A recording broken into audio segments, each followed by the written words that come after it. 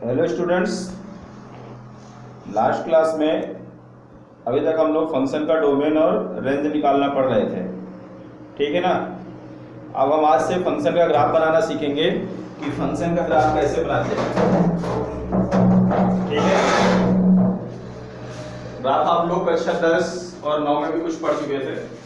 Graph बनाने के लिए इसको हम कार्टेशियन प्लेन पे बनाते हैं। इसको कार्तीय निर्देशांक पद्धति बोलते हैं। ठीक है। ये हमारा एक्स अक्ष कहलाता है। ये हो गया हमारा एक्स डैश। ठीक है। ये एक्सिस है, ये भी एक लाइन ही है, दो लाइनों से मिलकर बना हुआ है जो एक दूसरे के परपेंडिकुलर है। ठीक है ना। ये हो गया हमारा वाई एक्सिस। ये हो गया हमारा वाई डैश। ये ठीक है ना। ग्राफ बनाने के लिए कम से कम दो बिंदुओं की आवश्यकता है, क्योंकि हम लोग 2 डायमेंशन पढ़ रहे हैं। कम से कम दो बिंदुओं की आवश्यकता पड़ती है, एक्स और वाई, दो बिंदुओं की आवश्यकता पड़ती है, तभी हम उसको इस प्लेन पे उस बिंदु को रख सकेंगे। ठीक है ना। एक्स की वैल्यू आप लोग इधर पता है, इधर क्रमशः बढ़ती जाती है 1 2 3 4 5 6 7। ये कहलाता है ओरिजिन, मूल बिंदु कहलाता है। यहाँ पे एक्स की वैल्यू 0 होती है और वाई की भी। जहाँ पे एक्स एक्सिस और वाई एक्सिस एक दूसरे को काटते हैं वहाँ उसको क्या बोलते हैं, मूल बिंदु। जहाँ पे दोनों की वैल्यू 0 हो जाती है। इधर क्या होता है, माइनस में वैल्यू होती है, -2 -3 -4। वाई की वैल्यू ऊपर की ओर पॉजिटिव होती है, 1 2 3 4 5 6 7 एंड 8। इसी तरह वाई की वैल्यू नीचे की ओर क्या होती है, निगेटिव वैल्यू होती है, ये -4 एंड -5। इस तरह से ये कार्टेशियन प्लेन कहलाता है। ठीक है ना। तो इसमें पॉइंट्स को रखने के लिए हमको एक्स और वाई, कोई भी बिंदु आएगा उसका एक्स निर्देशांक होगा और वाई निर्देशांक। एक्स निर्देशांक को आप लोग जानते हो, भुज बोलते हैं, कक्षा 9 में पढ़ा भी था। और वाई निर्देशांक को क्या बोलते हैं, कोटि बोलते हैं। ठीक है। भुज और कोटि बोलते हैं। अब कोई भी पॉइंट मिला तो हम इसको इसमें रख के और फिर अपना ग्राफ बना लेंगे। यदि एक चर का बनेगा, एक चर का कोई इक्वेशन हमको मिलता है, ठीक है, तो निश्चित तौर से वो क्या बनेगी, हमको एक रेखा प्राप्त होगी, सरल रेखा, एक चर का। एक्स और वाई में अगर एक लीनियर इक्वेशन मिलता है तो हमको किस तरह का ग्राफ बनेगा, वो एक सरल रेखा होगा। क्यों? क्योंकि सरल रेखा का हम इक्वेशन क्या है, ax + by + c = 0। ये एक सरल रेखा का इक्वेशन है, या इसको लीनियर इक्वेशन बोलते हैं। ठीक है। तो इस तरह से अगर हमको इक्वेशन मिलेगा तो वो एक रेखा का इक्वेशन कहलाएगा। फिर x² में भी मिल सकते हैं, डिफरेंट टाइप के हमको इक्वेशन मिलेंगे। ठीक है। अब जो सबसे ज्यादा जरूरी है, अभी तक जो हमने ग्राफ बनाया था, सीखा था, उसमें हमने कहा भाई x और y। x हमारा हो गया क्या, ये मान लीजिए इस तरह फंक्शन दिया हुआ है y = x + 2। इसका हमको ग्राफ बनाना है। यहाँ पे जो y है ये क्या है, ये x जो है तो इंडिपेंडेंट है, स्वतंत्र है, चर है। ठीक है। ये कैसा स्वतंत्र चर है। स्वतंत्र चर का मतलब इसकी वैल्यू हम कुछ भी लेते जाएंगे, अपने से x का मान कुछ भी लेते गए तो y की हमको डिफरेंट वैल्यू मिलती जाएगी। y क्या है, y इस पर इंडिपेंडेंट है। ठीक है ना। y इस पर डिपेंड है। ठीक है। और ये इंडिपेंडेंट, ये स्वतंत्र है और ये परतंत्र चर है। x का मान हम कुछ भी लेते जाएंगे, y का मान मिलता जाता था। ठीक है। बट अभी ऐसा नहीं है। अब हम जब फंक्शन का ग्राफ बनाएंगे तो हम देखेंगे कि दिया गया फलन x की किन-किन वैल्यू के लिए ये डिफाइंड है। ठीक है ना। किस किस के लिए परिभाषित है। जैसा हम लोगों ने क्या निकाला था, अभी डोमेन निकाला था, तो फंक्शन के डोमेन के लिए ही हम ग्राफ बना सकेंगे। ठीक है ना। फिर हम रेंज भी देखेंगे। रेंज मतलब y की वैल्यू, x का वैल्यू कहां से आएगी, x की वैल्यू उसके डोमेन से आएगी। ठीक है। x की वैल्यू कहां से आएगी, उसके डोमेन से। y की वैल्यू मिलेगी यहीं से। बट हमको ये भी ध्यान रखना है, क्या वो जो वैल्यू x की वैल्यू रखने पे जो y की वैल्यू आ रही है, क्या वो उसके रेंज में है, अदरवाइज नहीं है। ठीक है। मान लो हमने कहीं पे एक ग्राफ बनाया इस तरह का, वहां पे जो x है वो सारे रियल नंबर के लिए डिफाइंड है, जो डोमेन है वो सारे रियल नंबर के लिए डिफाइंड है कि भाई x का हम कोई भी मान ले सकते हैं। और जब हम y निकालते हैं तो y जो आता है fx बराबर या y बराबर, वो इस तरह से आ जाता है > 2। ठीक है। 2 से बड़ी संख्याओं के लिए परिभाषित है। जो रेंज है उसमें किस तरह की संख्याएं हैं, 2 से बड़ी संख्याएं हैं। फिर ऐसा नहीं कि हम x की कुछ भी x की वैल्यू हमने क्या ले लिया, x की वैल्यू बराबर, चूंकि रियल नंबर के लिए है तो हम -3 भी ले सकते हैं, तो -3 + 2 बराबर क्या आ गया, -1। तो फिर हम इस बिंदु के लिए ग्राफ नहीं बनाएंगे, इस बिंदु के लिए भी ग्राफ बनाएंगे। क्यों? क्योंकि हम ग्राफ इसका भाई दोनों का कंबाइंड बनाना है, y ग्रेटर देन उन्हीं के लिए बनाएंगे जिसका मान y के लिए y की जो वैल्यू आएगी वो 2 से बड़ी आएगी। ठीक है, तो इस चीज को हम ध्यान रखेंगे कि किन x की किन वैल्यू के लिए वो डिफाइंड है और उसका रेंज किसके लिए डिफाइंड है। ठीक है, तो इससे रिलेटेड हमारे लिए एक्सरसाइज है 1b.5।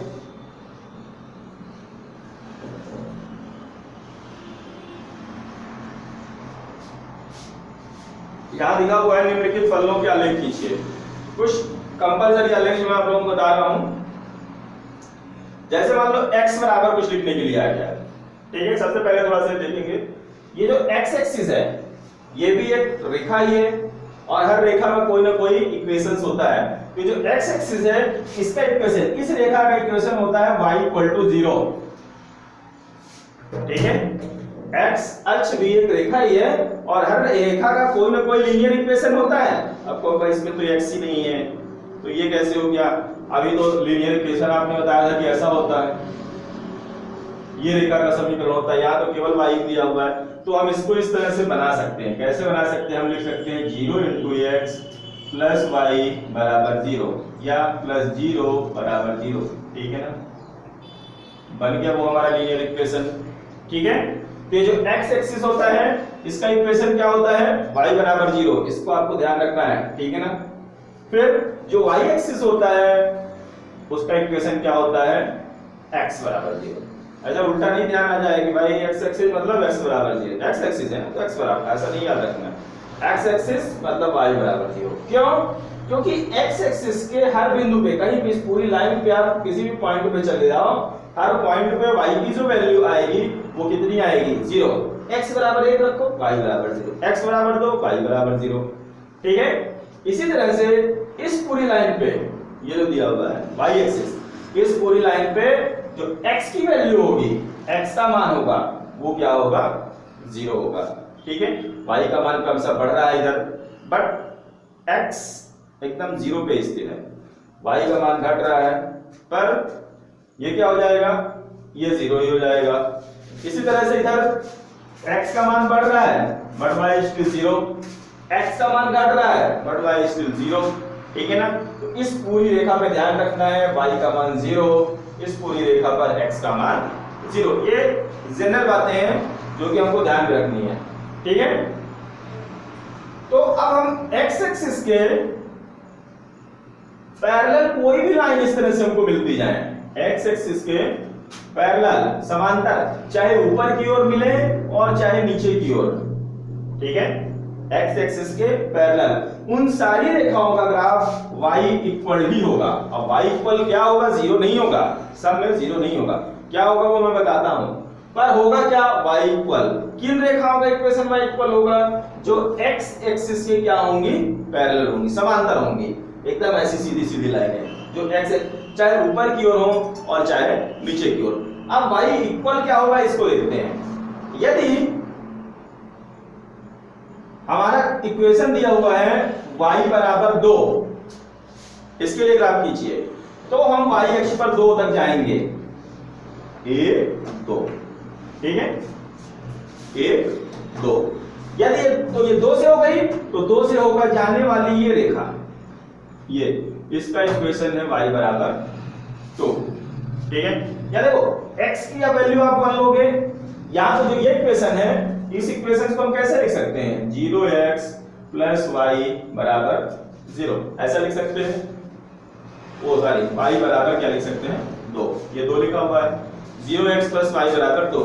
तो x की वैल्यू 0 लिए, y = 2, x की वैल्यू 0, इस पूरी लाइन पे x की वैल्यू 0 है तो y = 2, मतलब यहाँ पे वो बिंदु आया। x की वैल्यू 1 लिए, x की वैल्यू 1 तो भी y = 2, ये x की वैल्यू 2 रखोगे, 2 में 0 का गुणा किया तो भी y = 2, 3 लोगे तो भी y = 2, x की वैल्यू -1 लोगे तो भी y बराबर 2, x की वैल्यू -2 लोगे तो भी y बराबर 2। x की वैल्यू आप कुछ भी लेते जाओ, y कहां पे एकदम फिक्स हो गया 2 पे, y = 2। ठीक है ना। अगर y बराबर 4 का ग्राफ बनाना हो तो फिर ये 4 से इस तरह जाने वाली रेखा हो जाएगी। ठीक है, ये हमारा हो गया x अक्ष के समांतर। अब देखो ये भी थोड़ा सा ध्यान रखना, कभी कभी आ जाता है x अक्ष के समांतर रेखा का समीकरण जो x अक्ष से 3 इकाई दूरी पर है। 3 इकाई दूरी मतलब 1 2 3, तो आप अरे x अक्ष के समांतर x बराबर 3, ऐसा नहीं, x अक्ष के समांतर y बराबर, ठीक है ना। अब अगर माइनस में दिया है कि y बराबर -2 का ग्राफ, तो -2 देख लेंगे कहां पे, ये देखो -2 दिया हुआ है, तो हम यहां -2 से होकर जाती हुई एक रेखा खींच देंगे। ठीक है, y बराबर अगर -5 दिया है तो ये -5 से होकर, y बराबर -5, ये प्रथम चतुर्थांश, द्वितीय तृतीय चतुर्थांश, इन दोनों में y बराबर माइनस में है। ठीक है ना, y माइनस में है, तो y बराबर -4 की वैल्यू, -5 की वैल्यू के लिए ग्राफ हो गया जो x अक्ष की क्या है समांतर। क्या है इस रेखा का समीकरण, y बराबर -5। ठीक है, इसी तरह अगर हमको y अक्ष के समांतर किसी रेखा का समीकरण खींचना हो तो y अक्ष के समांतर किसी रेखा का समीकरण x बराबर, क्यों, क्योंकि y अक्ष का समीकरण क्या होता है, x बराबर 0। फिर क्रमशः, अच्छा कहां से जा रही है, हमको आ गया यही x बराबर 3 का ग्राफ खींचिए, तो x बराबर 3, जैसे ही x आ गया तो हम समझ गए कि ये y अक्ष के समांतर है। अब y अक्ष के समांतर है तो y अक्ष से कितनी दूरी पर है, x बराबर 3 पर, 1 2 और 3, x बराबर 3, तो हमारी लाइन किस तरह से बन जाएगी, ये y अक्ष के समांतर है। ठीक है, और ये हमारी रेखा किसकी हो गई, x बराबर 3 की, जो बिंदु 3 से होकर जाती है। अगर माइनस तरफ लिखा हुआ है x बराबर -4, तो फिर हम इस तरफ से लेके जाएंगे, x बराबर क्या हो जाएगा हमारा -4 हो जाएगा। ठीक है, ये चीज आपको ध्यान रखनी है, एकदम जनरल है, छोटा है कि भाई x अक्ष के पैरेलल y बराबर, y अक्ष के पैरेलल x बराबर, तो ये चीज आपको ध्यान रखनी है। ठीक है ना। चलिए अब इसमें जो फर्स्ट क्वेश्चन दिया हुआ है आपके एक्सरसाइज में 1b.5 में, वो पहला क्वेश्चन यही दिया हुआ है, पहला और दूसरा, पहले का पहला y बराबर 3 और दूसरा दिया हुआ है y बराबर -3। सवाल लिखा हुआ है निम्न फलनों का आलेख खींचिए। ठीक है, y बराबर 3 और y बराबर -3 के लिए हमको क्या खींचना है, आलेख खींचना है। तो y बराबर, अभी हमने बताया y बराबर दिया हुआ है मतलब ये x अक्ष के समांतर रेखाएं होंगी, y बराबर दिया मतलब x अक्ष के समांतर, और x अक्ष से कितनी दूरी पर होगी, ठीक है ना। जैसा हमने इसको मान लो बनाना है y बराबर 3, तो ये क्या रेखा है, ठीक है ना, y दिखाते हैं मतलब हमको एक रेखा ही मिलेगी, यह एक सरल रेखा होगी जो x अक्ष के समांतर होगी तथा यह x अक्ष से 3 इकाई दूरी पर होगी। ठीक है, x अक्ष के समांतर तथा x अक्ष से 3 इकाई दूरी पर, तो 1 2 3, ये हो गया 3, ये हो गया हमारा y बराबर 3 के लिए ग्राफ हो गया। ठीक है ना, x अक्ष से 3 इकाई दूरी पर, आपको बिंदु लेने जाने की जरूरत नहीं है, मैंने इसके लिए डायरेक्ट बता दिया, आप रखो भाई इस इक्वेशंस को आप ऐसा बनाओ 0 × x + y बराबर 3, इस तरह से करो। फिर आप लोग उसके लिए एक सारणी बनाओ जैसा हम लोग बाकी सवालों के लिए पहले करते थे। ठीक है, इस इक्वेशंस को आपने क्या किया, 0 × x + y = 3 बना लिया। अब आपने एक सारणी बनाई, भाई मैं सारणी बना लेता हूं, x के मान रखते जाता हूं, y के मिलते जाएंगे। x बराबर 1 रखा तो भी y बराबर 3, x बराबर 2 रखा तो भी y बराबर 3, क्योंकि x के साथ में 0 है, सब कुछ 0 हो जाएगा। 3 रखेंगे तो भी 3, 4 रखेंगे तो भी 3, माइनस में कोई संख्या रखेंगे तो भी 3। और फिर हमने इसको पुट कर दिया कि भाई यहाँ पे x बराबर 1 3 है, 2 भी 3 है, 3 है 3 है, -1, सब में 3 3 मिल रहा है, तो हम इसको डायरेक्ट भी बना सकते हैं इस तरह से। ठीक है, जो इसी में दूसरा है y बराबर -3, अब y का मान -3 नीचे की ओर होता है। ठीक है, बाकी सब वही है, सरल समांतर होगी, x अक्ष के समांतर होगी, x अक्ष से ये 3 इकाई दूरी कहेंगे, 1 to -3 इकाई दूरी, क्योंकि दूरी तो है तो माइनस में तो नापी नहीं जाएगी, दूरी पॉजिटिव ही होती है ऑलवेज। तो क्या करेंगे, इसमें भी वही रहेगा जो YH से 3 इकाई दूरी पर है, बस क्या हो x अक्ष से होगा क्या, ये इसका ग्राफ नीचे की ओर बनेगा। इनको हम अलग अलग बनाएंगे, ऐसा नहीं कि एक ही ग्राफ में दो सवाल दो ग्राफ, ठीक है। ग्राफ ऐसे तो ग्राफ कॉपी बनाते हैं, पर आप इसको नॉर्मल पेज पे भी बना लोगे, कोई दिक्कत नहीं है इसकी। चलिए और देखते हैं।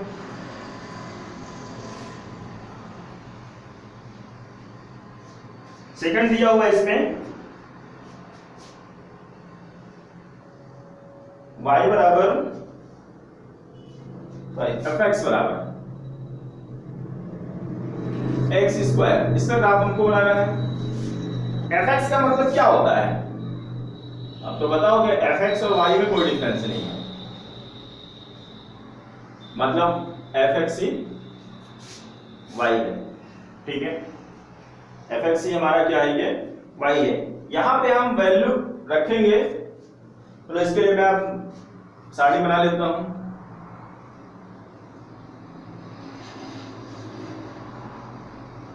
x y, x बराबर 0 का रखते हैं, 0 का स्क्वायर 0।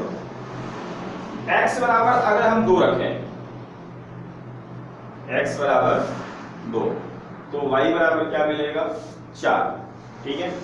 x बराबर अगर हम -2 रखें, तो y बराबर क्या मिलेगा, 4। x बराबर 3 रखें, तो y बराबर क्या मिलेगा, 3 का स्क्वायर 9, और अगर -3 रखें तो भी क्या आएगा, 9 ही आएगा, ठीक है ना। अब हम इसका ग्राफ देख लेते हैं।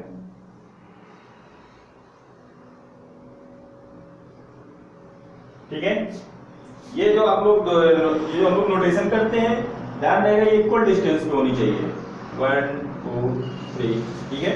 y एक्सिस पे मैक्सिमम वैल्यू 9 है, x एक्सिस पे मैक्सिमम वैल्यू 3 और -3 है, तो हम इधर 3 और -3 तक बना लेते हैं।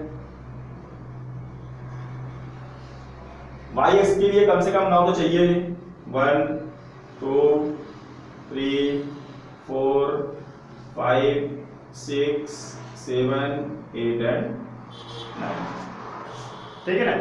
अब देखो x बराबर 0 पर y बराबर 0, ये पॉइंट हमको कहां पे मिलेगा, ये हमारा ये है ओरिजिन, मूल बिंदु। x बराबर 0 पर y बराबर 0, ठीक है। फिर x बराबर 2 पर y बराबर क्या है, 4।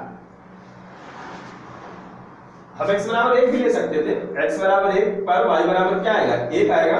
आप 1 भी ले सकते हो, ऐसा नहीं कि नहीं, 1 तो सब गायब कर दिए, 1 पर 1 आएगा, -1 पर भी 1 आएगा, है ना। तो x बराबर 1, ये 0 हो गया, 1 पर कितना आ रहा, 1, मतलब एक बिंदु यहाँ पे आ गया, और -1 पर भी कितना आ रहा, x बराबर -1 पर y बराबर 1, ठीक है ना। y का नोटेशन आप लोग को 9वीं से पढ़ रहे हो तो आना चाहिए। फिर x बराबर 2 पर y बराबर कितना है, 4, ये x बराबर 2 पर y बराबर 4, ये x बराबर -2 पर भी कितना आ रहा, y बराबर 4 आ रहा, यहाँ पे -2। फिर x बराबर 3 पर y बराबर कितना रहा, 9, x बराबर 3 पर y बराबर ये हमारा 9 हो गया, 3 पर 9। इसी तरह -3 पर भी हम देख रहे हैं कितना हो रहा, 9। इसी तरह हम इसकी वैल्यू, ये जो फंक्शन है y इक्वल टू, जैसे मैंने डोमेन के लिए बताया, ये x की कोई भी वैल्यू लोगे सबके लिए डिफाइंड है, ठीक है ना। y का क्या हो जाएगा, y की वैल्यू जो है नेगेटिव कभी नहीं आएगी, नेगेटिव कभी नहीं आएगी, इसका मतलब ग्राफ इसका नीचे की ओर, x अक्ष के नीचे की ओर कभी नहीं जाएगा, क्योंकि y की वैल्यू नेगेटिव ही नहीं आएगी। x की कुछ भी वैल्यू चाहे माइनस रखें चाहे प्लस, ऑलवेज पॉजिटिव, ठीक है। अब हम इनको मिलाएंगे, ये इस तरह से रेखा में नहीं मिलेगा कि आप लोग सोचो कि ये पटरी लगा के ऐसे सर्फे से मार ली है, वो पटरी से नहीं मिलेगा, एक लाइन पे वो नहीं आएंगे, ठीक है ना। उसको हम इस तरह से पेन से बनाएंगे, ये, और 0 पे भी है ये इस तरह से बनेगा, और ये आगे की ओर ऐसे, मतलब जितना ही जाता आएगा वो ऐसे फैलता ही जाएगा। ये कहां तक फैलेगा, ये -इनफाइनाइट से +इनफाइनाइट तक जा सकता है। x की वैल्यू -इनफाइनाइट से +इनफाइनाइट तक ली जा सकती है, तो y की वैल्यू भी इस तरह से हमको मिल जाएगी, इनफाइनाइट से +इनफाइनाइट के बीच में, +इनफाइनाइट की मिलेगी, कहने का मतलब। तो ये जो इस तरह का ग्राफ है, ठीक है ना, अपने को इतना नहीं बनाना है, बस इतना ही बनाएंगे। ये एक परवलय का ग्राफ है, ठीक है ना, ये कर्व्ड शेप में क्यों आया? क्योंकि जो हमारा इक्वेशन था ये लीनियर इक्वेशन नहीं था।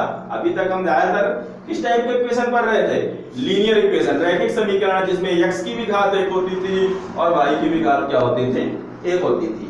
ये कैसा इक्वेशन है? ये हमारा क्वाड्रेटिक इक्वेशन है। एक चर में क्या दिया हुआ है? 2 घात दी हुई है और एक चर में कितनी घात दी हुई है? केवल 1 घात दी हुई है। ठीक है ना? तो जब इस तरह के चाहे y² बराबर आ जाए x या x² बराबर y, इस टाइप के कोई भी आए तो ये एक परवलय का ही निर्माण करते हैं। ठीक है ना? तो ये हमारा क्या बन गया? ये एक हमारा बन गया परवलय बन गया है। इसका ग्राफ आप लोग इस तरह से ड्रा कर सकते हो।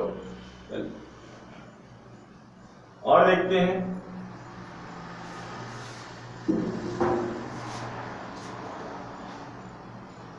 थर्ड नंबर देखते हैं। थर्ड नंबर पे इसका ग्राफ हमको बनाना है। mod x माइनस 1, y मतलब fx ही है। fx लिखा हो तो आप y लिख सकते हो, y लिखा हुआ तो आप उसको fx लिख सकते हो। तो मैंने बताया ना कि भाई हमको ऐसी वैल्यू पुट करनी है, mod में आ गया। ठीक है ना? mod की वैल्यू mod में आ गया, y का मान mod में आ गया है, y इक्वल टू mod में दिया। mod में दिया हुआ इसका मतलब y कभी भी निगेटिव नहीं होगा, y की वैल्यू निगेटिव कभी नहीं आएगी। क्यों? क्योंकि ये मापांक फलन मतलब ऑलवेज पॉजिटिव फंक्शन है। ठीक है ना? पर x की वैल्यू क्या क्या ले सकते हैं हम? x की वैल्यू के लिए क्या ये डिफाइंड है? किस किस वैल्यू के लिए डिफाइंड है? ये तो x की सभी वैल्यू के लिए डिफाइंड है, तो हम लोग पहले पढ़ भी चुके हैं। भाई कुछ भी मान रखो, x का मान 1 2 3 माइनस 1 2 3 0 कुछ भी रखो, कुछ ना कुछ मान तो आएगा ही। ठीक है? तो ये जो y बराबर fx है, यह फलन x के सभी वास्तविक मानों के लिए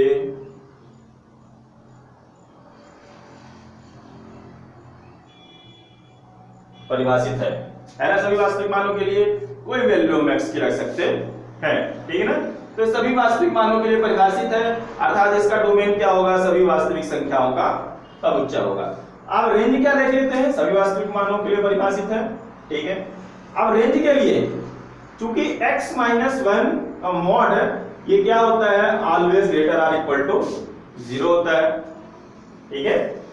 ऐसा लिख लेते हैं, क्योंकि x के प्रत्येक मान के लिए, x की वैल्यू हम कुछ भी रखें, चाहे माइनस में रखें चाहे प्लस में रखें, x के प्रत्येक मान के लिए ये जो mod x माइनस 1 है वो क्या होगा? Always greater or equal to 0 होगा। ठीक है? ये x माइनस 1 है क्या? यही हमारा fx है या यही हमारा y है। ठीक है? इसका मतलब क्या हुआ? y जो होगा तो y की वैल्यू हमेशा क्या आएगी? ग्रेटर देन 0 आएगी। तो इसका रेंज क्या हो गया? रेंज मतलब y, अतः fx का रेंज उन सभी वास्तविक संख्याओं का समुच्चय है जो क्या है? fx का रेंज उन सभी वास्तविक संख्याओं का रेंज मतलब भाई उन सभी वास्तविक संख्याओं का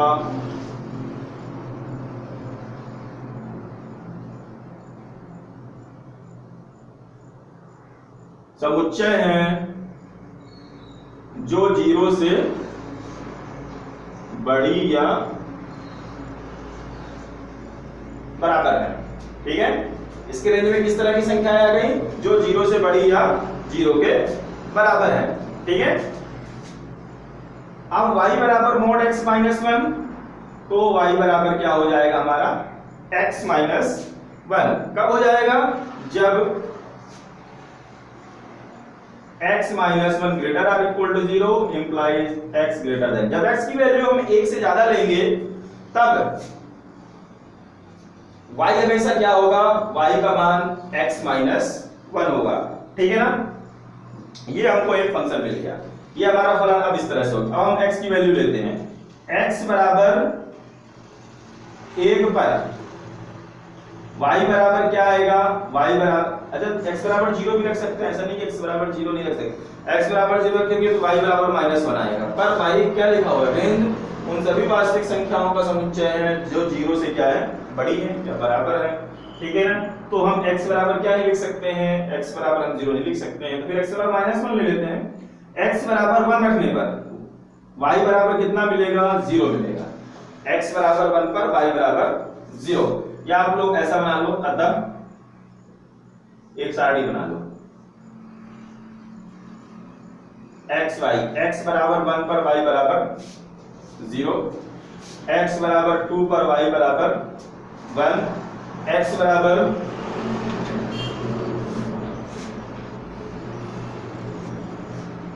0 पर तो -1 हो जाएगी, -1 लेंगे तो y बराबर -2 आएगा, ठीक है ना। x बराबर हम कुछ भी लेंगे, y बराबर माइनस में नहीं आ जाएगी। इस तरह से 3 4 5 कुछ भी ले लें, 3 लेंगे तो 2 आएगा, 4 लेंगे तो 3 आएगा। अब हम इसका एक ग्राफ बनाते हैं।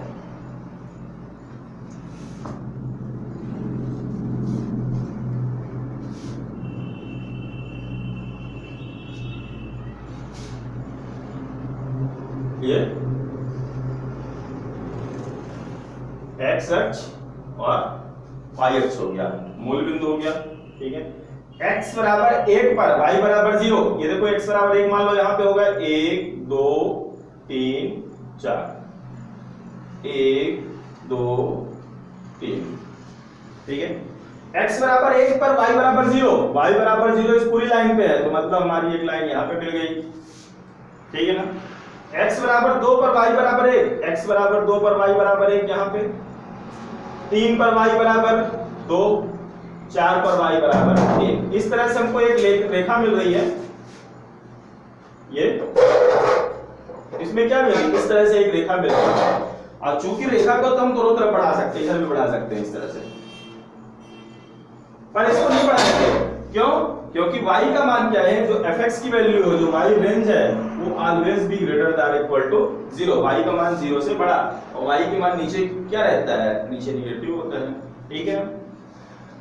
ये इस तरह से रेखा है जो x अक्ष के साथ इस तरह की कोई भी रेखा है, ये 45 डिग्री का ही कोण बनाती है, ठीक है ना। हमेशा नहीं बनाती, पर इस तरह की रेखा या फिर जो मूल बिंदु से होकर जो देखा जाए वो क्या होती है, x अक्ष के साथ में 45 डिग्री का कोण बनाती है, ठीक है ना। अब देखो x की वैल्यू हम माइनस में तो ले सकते थे, x की वैल्यू तो माइनस में ले सकते थे। ये पोजीशन कब आती है, ये पोजीशन आती है जब हम क्या लेते हैं, x -1 greater than or equal to 0। एक पोजीशन पे और हम देखते हैं, यदि x -1 less or equal to 0 होता, तो x क्या होता, लेस आर इक्वल टू 1 होता। तो उस स्थिति में ये जो mod x -1 है वो बराबर क्या आता, -x -1 आता, ठीक है। अर्थात ये हो जाता हमारा 1 - x, y बराबर 1 - x। तो अब हम x की वैल्यू 0 ले सकते थे, y बराबर 1 - x, तो x की वैल्यू 0 लेते तो y बराबर क्या मिलता, 1 मिलता।